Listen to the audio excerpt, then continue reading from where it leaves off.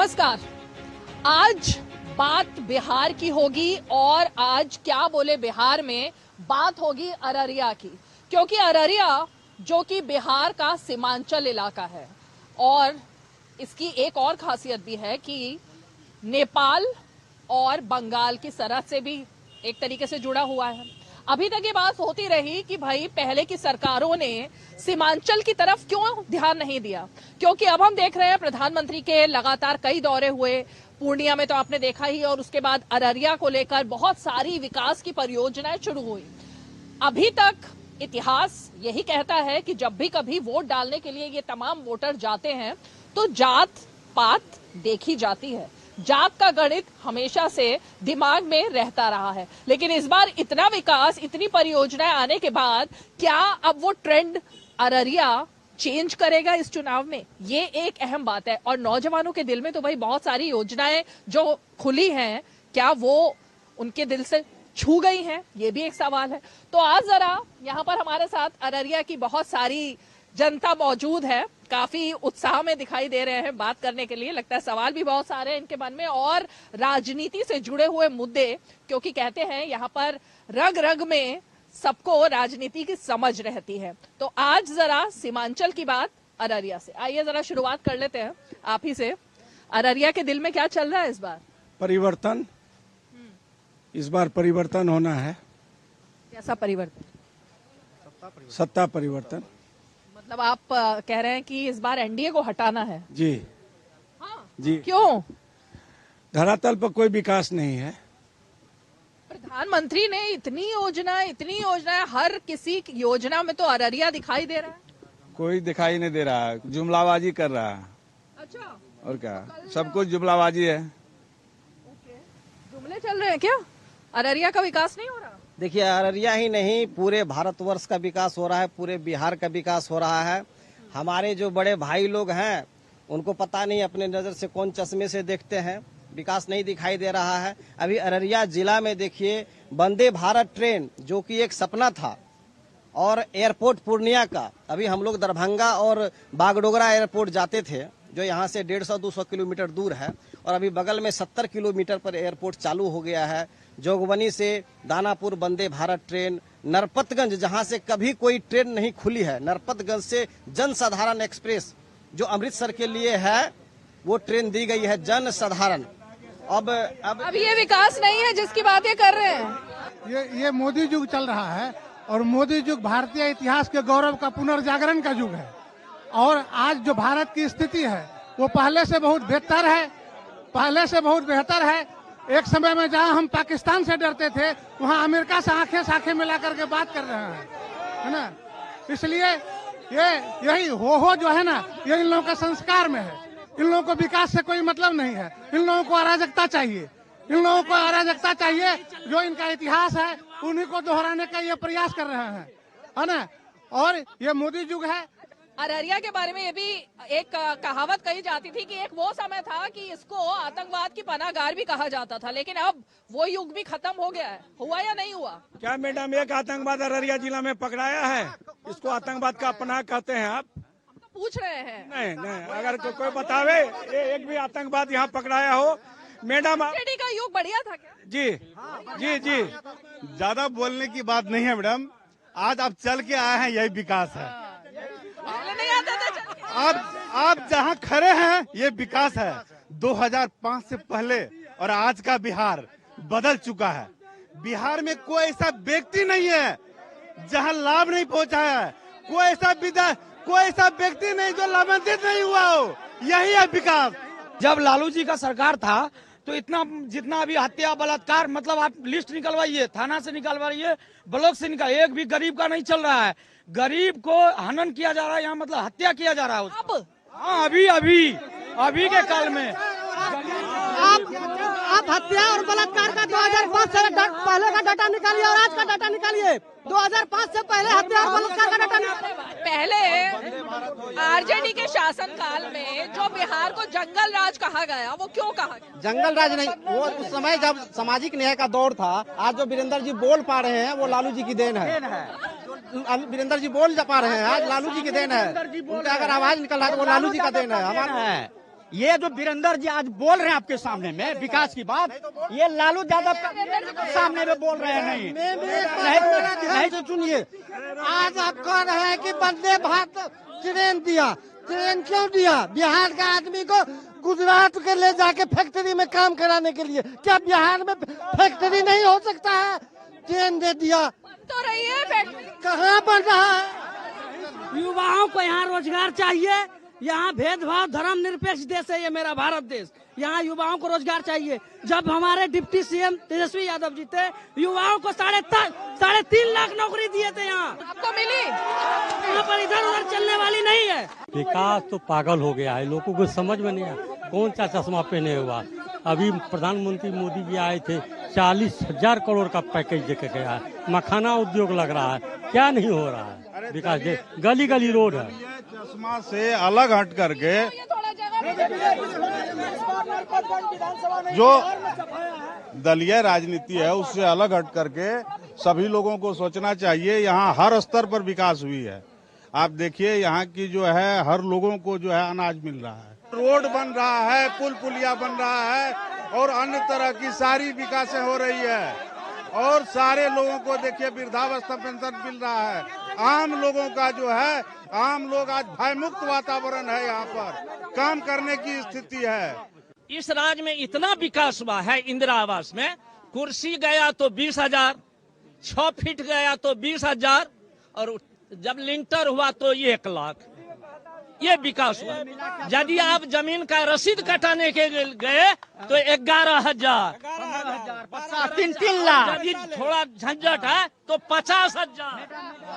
नहीं, आम लोगों की जो समस्या है वो जमीन स्तर पर जो है, उसके लिए जो है जमीन स्तर पर जो है जनप्रतिनिधि हैं, वार्ड सदस्य हैं, मुखिया हैं, ब्लॉक में प्रमुख है, जिला पार्षद हैं। सारे काम जो है मुख्यमंत्री और प्रधानमंत्री नहीं देखते हैं। मैं सिर्फ ये जानना चाहती हूँ कि आरजेडी के शासनकाल में जो कहा जाता था जंगल राज था या नहीं था? आप जंगल राज आप लोग बोल रहे हैं। आप लोग नहीं बोल रहे, सुप्रीम कोर्ट ने बोला था। हाँ ठीक है, सुप्रीम कोर्ट वो सर्वोपरि है, उससे ऊपर हम लोग नहीं बोला था जी, उससे ऊपर हम लोग नहीं है। 90 की दशक में लालू जी की सरकार बनी थी। लालू जी ने नारा दिए थे, भैंस चराने वाले हैं, बकरी चराने वाले हैं, भेड़ चराने वाले, पढ़ो लिखोगे तब तुम अपना हक जानोगे। इसी के लिए जंगल राज कहा जाता है।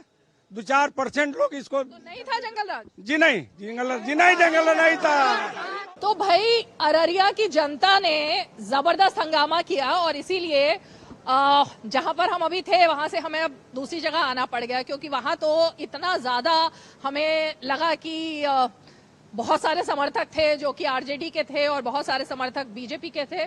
तो मुद्दा निकल करके ना बहुत गर्मा गर्मी वहां पर ज्यादा महसूस हो रही थी। अब जरा कुछ और लोगों के बीच में यहाँ पर भी हम कोशिश करेंगे कि सबकी राय आए और सबसे मेरी रिक्वेस्ट भी रहेगी कि प्लीज आप लोगों के व्यूज अलग हो सकते हैं लेकिन एकदम हावी मत होइएगा, क्योंकि इससे पहले वाली जगह पर यही हुआ था तो हमें आना पड़ा। अब बताइए अररिया की जनता का मन इस बार क्या कह रहा है?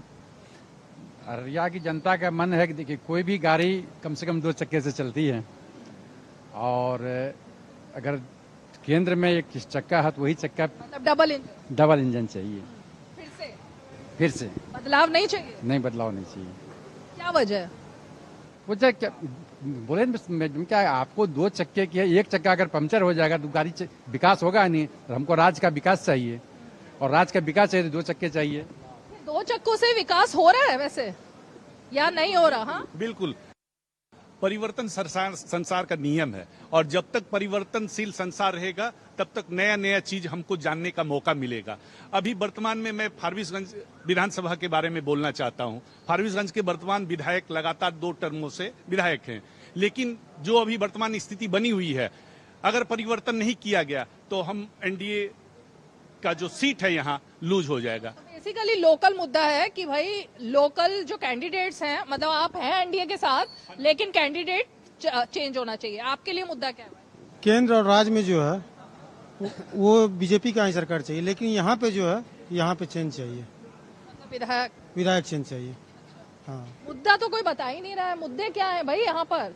और इस बार जन सुराज भी बहुत मैदान में है।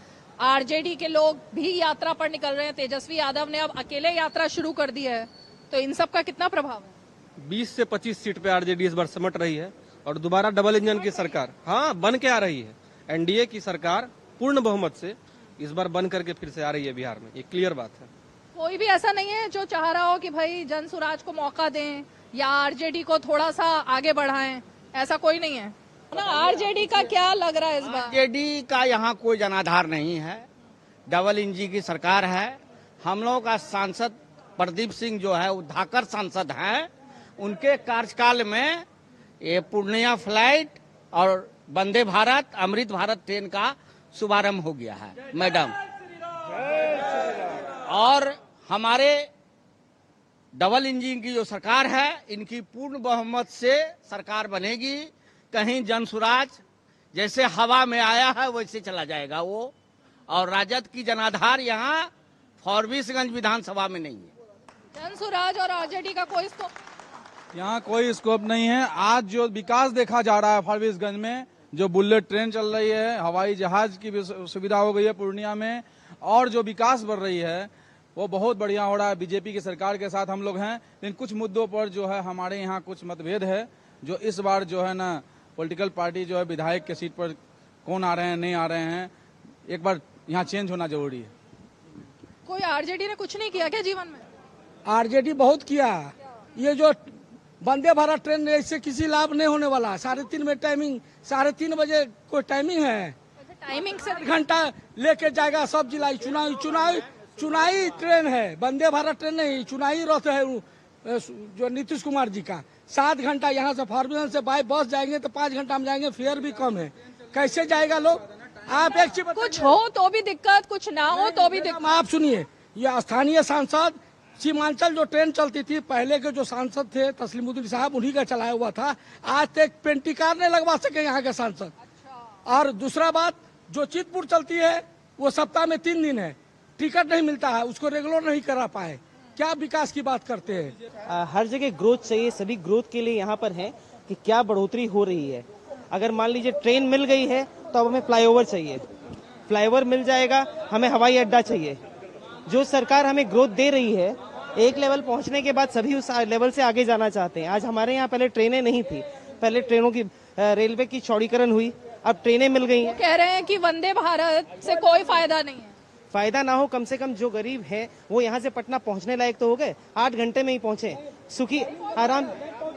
टाइमिंग गलत होगी, बहुत कुछ गलत हो सकती है, बट उसके बाद भी ये सही है, कम से कम ट्रेन यहाँ तक पहुँची। आज यहाँ के आदमी को पटना अगर जाना है किसी जी तो रेल मंत्री रहे भाई, उनके शासन में वो यहाँ तक ट्रेन क्यों नहीं ला? लालू जी जब रेल मंत्री थे तो ये बगल में मधेपुरा में रेल कारखाना इंजन बनने का जो ट्रेन क्यों नहीं आ पाई? ट्रेन लालू जी के ही टाइम में हुआ है। गलगलिया वंदे भारत तो मोदी जी चलवा रहे हैं जी, तो वंदे भारत नहीं, रेल लाइन के जो सौगात दिए मोदी जी प्राइम मिनिस्टर साहब, लालू जी को यहाँ का जनता जमीन नहीं दिए हैं जो यहाँ तक रेल आएगा। लालू जी के टाइम में हुआ नया अररिया गलगलिया, आप सर्वे या देख लीजिए, भारत सरकार रेलवे से पूछ लीजिए, जिस टाइम में लालू जी कुछ तो लालू जी ने किया, तो फिर उनको क्यों हटा दिया था? मैं तो ये कहना चाहूंगा कि जो आज के दिन में भाषा का उपयोग किया जा रहा है, सौगात की जो कल्पना होनी चाहिए, उनकी गरिमा को ही कमजोर कर दिया गया है।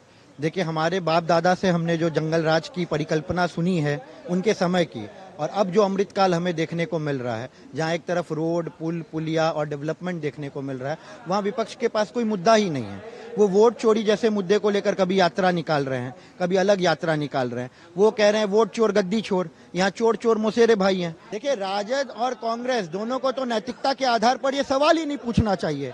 जहाँ पे पूरा बूथ कैप्चर हो जाता था, जहाँ पर हमारे जैसे व्यवसायी वोट देने जाने से डरते थे, वहाँ आप वोट चोरी की यात्रा निकाल रहे हैं। तो इसीलिए बहुत अच्छा जी, ये वोट चोरी हो रही है क्या? मैं इस संदर्भ में सिर्फ इतना ही कह सकता हूँ कि यहाँ अनुमंडल पदाधिकारी की ऑफिस में एक बैठक हुई थी, जिसके अंदर सभी पार्टी के प्रतिनिधि मौजूद थे। किसी के भी तरफ से ये आपत्ति दाखिल नहीं की गई है कि वोटर लिस्ट में कोई गड़बड़ी हुई है। मतलब झूठ बोल रहे हैं सब, ये मंच से जो बोल रहे हैं वो झूठ बोल रहे हैं। वोट चोरी हो रही है? बिल्कुल नहीं चोरी हो रही है। अगर वोट चोरी की बात करते हैं आप, तो सबसे पहले तो कांग्रेस ने ही जो है वोट चोरी की परंपरा का शुरुआत किया। जब कांग्रेस का राष्ट्रीय अधिवेशन, पहला अधिवेशन हुआ था, भारत आजाद हुआ था और प्रथम प्रधानमंत्री बनने की बात हुई थी, 17 वोट लाके सरदार वल्लभ भाई पटेल जो है मुख्यमंत्री प्रधानमंत्री नहीं बन सके, लेकिन 1 वोट लाने वाला नेहरू प्रधानमंत्री बन गया। तो वोट चोरी की शुरुआत तो आपने की है, अब दूसरों को कैसे आप दूसरों का ये कर रहे हैं? जनता को मिसगाइड किया जा रहा है क्या? जनता को मिसगाइड किया जा रहा है गलत मुद्दों पर? गलत मुद्दों में मिसगाइड किया जा रहा है मंच के द्वारा। तो असली मुद्दा क्या है फिर? असली मुद्दा बदलाव होना चाहिए यहाँ पे कैंडिडेट का। और कोई मुद्दा नहीं है? और फिलहाल कोई मुद्दा नहीं है। तो मतलब एनडीए अच्छा कर रही है? एनडीए अच्छा कर रही है, डबल इंजन की सरकार है, अच्छा कर रही है। आप बताइए, कुछ और भी लोग यहाँ पर हैं, बताइए भाई आपके मन में क्या? मेरे मन में तो भारतीय जनता पार्टी यहाँ से हमेशा काम करती आई है और आगे भी करेगी। और सबसे पहली बात है कि जिन्होंने बोला कि ट्रेन के बारे में, तो उनको खुद कल पता होना चाहिए कि कल ही वंदे भारत का और अमृत भारत का कल उसी के खिलाफ तो बोल रहे हैं वो, आप लोग सुनिए तो सही आके एक मिनट। अब ये बताइए कि आरजेडी के समय में जंगल राज नाम दिया गया था ना, वो जंगल राज खत्म हुआ? अब नहीं, मंगल राज है आज जो 20 साल। आज मंगल राज है? मंगल राज पहले था, जंगल राज अभी है। नहीं, जंगल राज अभी है। वो 15 साल का राज मंगल राज था, अभी जंगल राज है। बिना पैसा दिए तो कोर्ट ने ऐसे ही कह दिया था? नहीं, कोर्ट कैसे कह देगा? कोर्ट ने ही तो कहा था जंगल। नहीं, आपको पता ही नहीं? वोट चोरी के मुद्दा बोले मैडम, पंजाब में देखा गया वोट चोरी कैसे होता है। हम लोग क्या वोट चोरी, अभी जो चुनाव आयोग माना ना, अभी जो एसीआर होगा और सब भी राज्य में होगा, हम लोग को इस बात का आपत्ति था कि इतना अल्प समय में चुनाव में जा रहे हैं। तो एफिडेविट नहीं दिया ना फिर राहुल गांधी भाग माना ना चुनाव, आज हम लोग का हल्ला किया। आपको मैं इस माध्यम से कहना चाहूंगा, वोट चोरी जो मुद्दा लोग उठा रहा था, कल आप देखिए प्रधानमंत्री के मंच पर पप्पू यादव किस तरह से हमारे क्या बोले, ईमानदार मुख्यमंत्री, ईमानदार प्रधानमंत्री। इसी के नेता आज हमारे प्रधानमंत्री मुख्यमंत्री बारे में बोल रहे ईमानदार, ये लोग बोल रहे हैं कि वोट चोरी। मैं किसी पार्टी के तरफ इंक्लिनेशन नहीं रखता हूँ, लेकिन सबके लिए डेवलपमेंट के अपने अपने मायने हैं। कुछ लोग कह रहे हैं कि वंदे भारत से फायदा नहीं है, कुछ लोग कह रहे हैं कि जो 60 घंटे के लिए इरोड की जो ट्रेन 60 घंटे में डिस्टेंस कवर करेगी उसका फायदा नहीं है। लेकिन कुछ वर्ग ऐसे भी है जिनके लिए उसका भी फायदा है। आज लोग बोल रहे हैं हम गाड़ी से 5 घंटे में ये पटना पहुंच सकते हैं, लेकिन सबके पास गाड़ी मौजूद नहीं है। और आप गाड़ी से अगर अप डाउन करते हैं तो आपके 8 से 10 हजार रुपए की खर्च है, लेकिन आप वही वंदे भारत से 2400-2500 रुपए में अप डाउन करके आ सकते हैं। आज एयरपोर्ट मिला है पूर्णिया को, पूर्णिया एयरपोर्ट होने से हमें बहुत फायदा हो गया। आज हम दरभंगा फ्लाइट लेने जाते थे 350 किलोमीटर की जर्नी होती थी, या बागडोगरा फ्लाइट लेने जाते थे 350 किलोमीटर की जर्नी होती थी, लेकिन आज 70 किलोमीटर में पूर्णिया है, तो हमारा आधा जर्नी तो वहीं कम हो गया, प्लस फ्लाइट्स इजी है। आज हम लोग भी एज ए बिजनेसमैन या एज ए चार्टर्ड अकाउंटेंट कोई भी काम के लिए जाना, कोई सेमिनार्स अटेंड करने या कोई भी बिजनेस मीटिंग्स है, तो हमें वो 18 घंटे 16 घंटे की ट्रेन को नहीं यूज करना पड़ेगा, हम फ्लाइट यूज कर सकते हैं। आम जनता बड़ी खुश लग रही है अररिया की कि बहुत विकास हो गया सीमांचल। बिल्कुल गलत है फॉरबिसगंज के मुद्दे पर। फॉरबिसगंज के मुद्दे पर अगर कोई कहता है कि विकास हुआ है तो सरासर बेईमानी है। क्या नहीं हुआ विकास? बिल्कुल नहीं। जो स्थिति फॉरबिसगंज का विकास का होना चाहिए, जिन लोगों ने सपना देखा था विकास का, उन लोगों के मुंह पर पानी फिर गया। वंदे भारत, अभी उन्होंने बताया इन युवा साथी ने कि वंदे भारत आ रही है, पूर्णिया में एयरपोर्ट आ गया, मखाना उद्योग के लिए इतनी चीजें हो गई, और क्या? वंदे भारत एयरपोर्ट से चंद लोगों को ही बेनिफिट है, निचले स्तर के लोगों को जो है वंदे भारत और एयरपोर्ट नहीं चाहिए, उसके लिए सीमांचल ही है। और रही मैम आपने कहा फॉरबिसगंज की विकास की बात, और खास करके हम जहां पर ये खड़े हैं, जब हिंदुस्तान में दोनों समुदाय के लोगों को लेकर चलने की बात होती है ना, तो वही व्यक्ति लीडर होता है। फॉरबिसगंज में इन दिनों शासक है विधायक के नाम पे, सेवक नहीं है। विकास का मुद्दा है, डबल इंजन की सरकार सही है, एकदम सही ढंग से चल रही है, और स्थानीय नेता का चेंजिंग होना चाहिए। हम लोग का फॉरबिसगंज में इसका विरोध है, स्थानीय नेता चेंज होना चाहिए। आप बताइए। बदलाव चाहिए, विकास तो हो रहा है मोदी जी के राज में, नीतीश जी के राज में, स्थानीय बदलाव चाहिए, स्थानीय बदलाव चाहिए। कुल मिलाकर यहाँ पर देखिए अलग अलग बातें हैं, अलग अलग मुद्दे हैं लोगों के, लेकिन अब वो तो जब टिकटों का बंटवारा होगा तभी तय होगा। लेकिन कुछ लोगों का कहना है कि भाई एनडीए से खुश हैं, सरकार से खुश हैं, लेकिन शायद कैंडिडेट जो है उनमें बदलाव कुछ लोग चाहते हैं। तो लोकल जो मुद्दे हैं ना, अभी फिलहाल वही दिखाई दे रहे हैं।